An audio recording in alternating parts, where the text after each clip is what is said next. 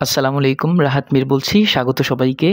Tense ছাড়া English কোনো দিনও পারা সম্ভব না, কোনো দিনও পারবেন না।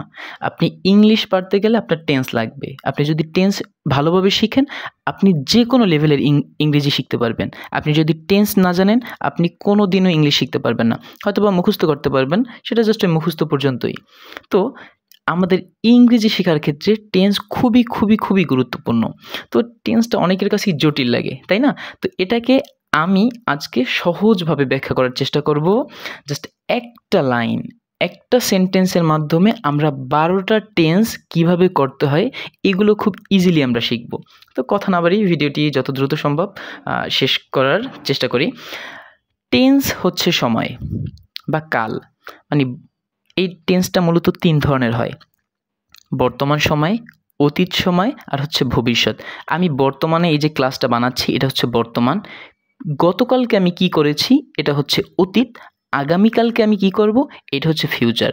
তো বর্তমান সময়কে বলে প্রেজেন্ট, আর যেটা গতকালে হয়ে গেছে বা আগে হয়ে গেছে সেটা পাস্ট, যেটা সামনে হবে সেটা হচ্ছে গিয়ে ফিউচার। তো জাস্ট একটা সেন্টেন্স দিয়ে আমরা ১২টা টেন্স আজকে করার চেষ্টা করব। প্রথমত আমরা জানি টেন্স তাহলে ৩ প্রকার: প্রেজেন্ট, পাস্ট, ফিউচার। এবং প্রত্যেকটা টেন্সের আবার ৪টা ভাগ থাকে: indefinite, continuous, perfect, perfect continuous. তো আজকে জাস্ট আমরা এক্সাম্পলটা নিয়ে আলোচনা করব এবং এই টেন্সগুলো কিভাবে গঠিত হয় বা কত সহজে এগুলো মনে রাখা যায় এ সম্পর্কে আমরা সামনে ডিটেলস আলোচনা করব। তো সেই একটা সেন্টেন্স থেকে যে ১২টা টেন্স গঠন করব, সেই সেন্টেন্সটা হচ্ছে আই ডু দ্য ওয়ার্ক, হচ্ছে আমি কাজটি করি, মানে আমি একটা কাজ করি। এটা হচ্ছে প্রেজেন্ট ইনডিফিনিট টেন্স বা একটা সিম্পল টেন্স, তাই না? যে আই ডু দ্য ওয়ার্ক। তো প্রেজেন্ট কন্টিনিউয়াসটা মানে কি? আমি করি, ঠিক আছে, এটা ইনডিফিনিট। কন্টিনিউয়াস হচ্ছে যেটা বর্তমানে আমি করতেছি, রানিং, তাই না? যে আমি এখন ক্লাসটা বানাচ্ছি বা একটা ভিডিও বানাচ্ছি, রানিং একটা কাজ করতেছি যেটা চলমান, সেটা হচ্ছে গিয়ে প্রেজেন্ট কন্টিনিউয়াস। তো তখন হয় I am doing the work, মানে আমি কাজটি করছি বা কাজটি চলমান, তাই না? এরপরে হচ্ছে perfect, I have done the work, মানে বর্তমান সময়ে কোনো একটা কাজ আমি কমপ্লিট করেছি, অলরেডি কোনো একটা কাজ শেষ হয়েছে, সেটা হচ্ছে প্রেজেন্ট পারফেক্ট। তাহলে আই হ্যাভ ডান, আমি শেষ করেছি, দ্য ওয়ার্ক, বর্তমান সময়ে কোনো একটা কাজ আমি শেষ করেছি। এবং প্রেজেন্ট পারফেক্ট কন্টিনিউয়াস হচ্ছে একটা কাজ আগে শুরু হয়েছে কিন্তু কাজটা এখনও করতেছি আমি। কোনো একটা কাজ অনেক আগে শুরু হয়েছে, বাট সেই কাজটা আমি এখনও করতেছি, সেটা হচ্ছে প্রেজেন্ট পারফেক্ট কন্টিনিউয়াস। যেমন I have been doing the work, যে আমি যেই কাজটা আগে শুরু করলাম বাট এখন পর্যন্ত চলমান, সেটাই হচ্ছে পারফেক্ট কন্টিনিউয়াস। এখানে খুব ইন্টারেস্টিং একটা ব্যাপার বলে রাখি। কন্টিনিউয়াস তাহলে আমাদের দুইটা, একটা শুধু কন্টিনিউয়াস আর একটা হচ্ছে পারফেক্ট কন্টিনিউয়াস, কিন্তু দুইটাতেই কিন্তু ভার্বের সাথে আমাদের আইএনজি, তাই না? কন্টিনিউয়াস মানে চলমান, এবং কন্টিনিউয়াস সব টেন্সে ভার্বের সাথে হয় আইএনজি। ব্যাপারটাকে আমি একটু সংক্ষেপে বর্ণনা করি। আই ডু দ্য ওয়ার্ক একটা সিম্পল টেন্স, কন্টিনিউয়াসে ভার্বের সাথে একটা আইএনজি হবে, একটা অক্সিলারি ভার্ব বসবে। পারফেক্ট টেন্সে একটা হ্যাভ বা হ্যাজ আসে, তারপরে ভার্বের পাস্ট পার্টিসিপাল ফর্ম বসে। এবং এরকম যে টেন্সের স্ট্রাকচার, সেটা আমি এই ভিডিওর ভিতরে বর্ণনা করতে চাচ্ছি না। এই ভিডিওতে মূলত টেন্সের যে সৌন্দর্য বা কত ইজিলি করতে পারি সেই ব্যাপারটা বোঝাচ্ছি। সামনের ক্লাসে আশা করি ইনশাল্লাহ আমরা স্ট্রাকচার সহ সব কিছু ইন ডিটেলসে বোঝাবো। আজকের ভিডিওতে এইগুলো ইনক্লুড করতে গেলে ভিডিওটা অনেক বড় হয়ে যাবে। তারপরে পাস্ট টেন্স, যেটা গত হয়ে গেছে, তাহলে এখানে ছিল আই ডু দ্য ওয়ার্ক, এখানে হচ্ছে আই ডিড দ্য ওয়ার্ক। এখানে আমি কাজটি করি, আর আই ডিড দ্য ওয়ার্ক মানে হচ্ছে আমি কাজটি করেছি।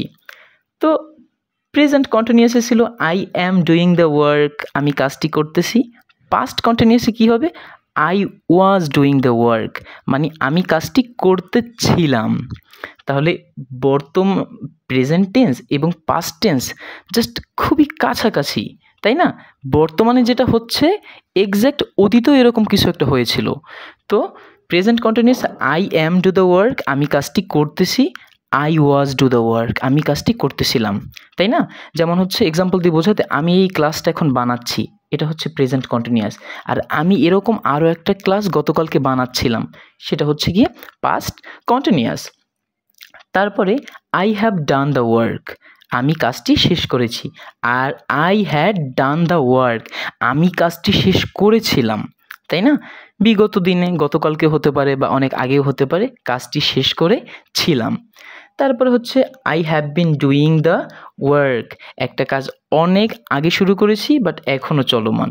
আর পাস্ট পারফেক্ট কন্টিনিউয়াস কী হবে?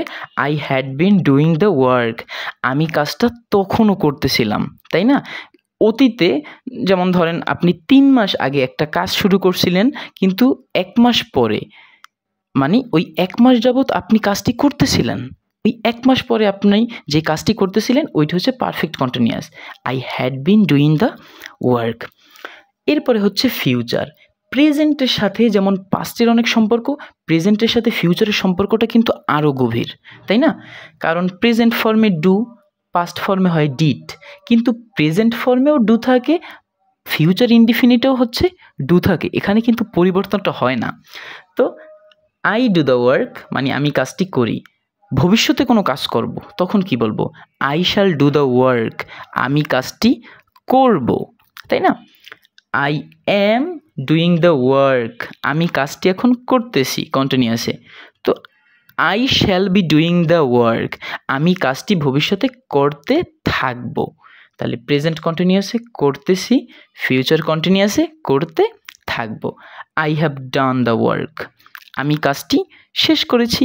তাহলে ফিউচার পারফেক্টে কী হবে? I shall have done the work, আমিও ভবিষ্যতে একটা কাজ শেষ করব। তাহলে আমি একটা কাজ এখন শেষ করেছি, আমি একটু উৎসাহ পেলাম না যখন আমি একটা কাজ শেষ করতে পেরেছি? ভবিষ্যতে এরকম আরও একটা কাজ শেষ করব, সেটাই হচ্ছে ফিউচার পারফেক্ট।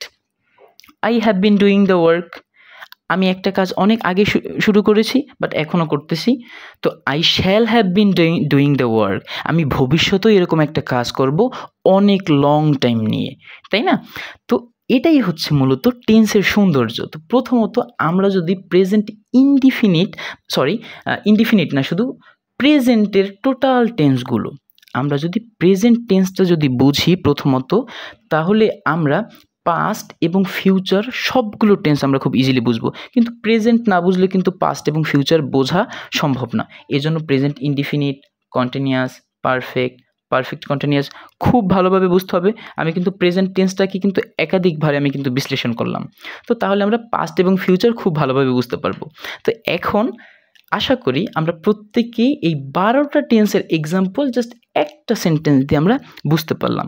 কিন্তু সবথেকে ইন্টারেস্টিং ব্যাপার হচ্ছে যে আইয়ের সাথে তো এম বসলো, তো আইয়ের সাথে কি ইজ বসবে বা আইয়ের সাথে কি আর বসবে, মানে কার সাথে কে বসবে, তাই না?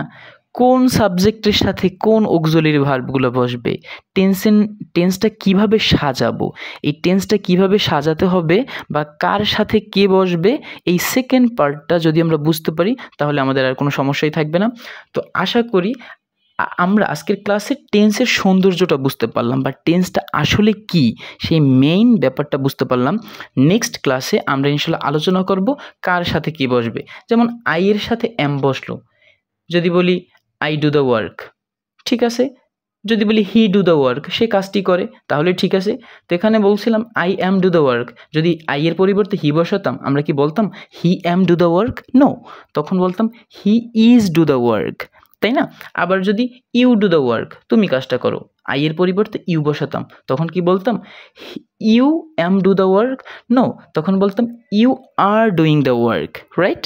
তো কার সাথে কোন অক্সিলারি ভার্ব বসবে এটা নিয়ে আশা করি আমরা ইনশাল্লাহ নেক্সট ক্লাসে বা নেক্সট ভিডিওতে আলোচনা করব। যদি আপনি ক্লাসটি পেতে ইন্টারেস্টেড থাকেন কমেন্টে অবশ্যই আপনার মতামত জানান এবং চ্যানেলটি সাবস্ক্রাইব করে পাশেই থাকুন, যেমন নেক্সটে এরকম আরও ইজি এবং ইন্টারেস্টিংভাবে খুব সহজ অল্প সময়ে আপনি অনেক কিছু শিখতে পারেন।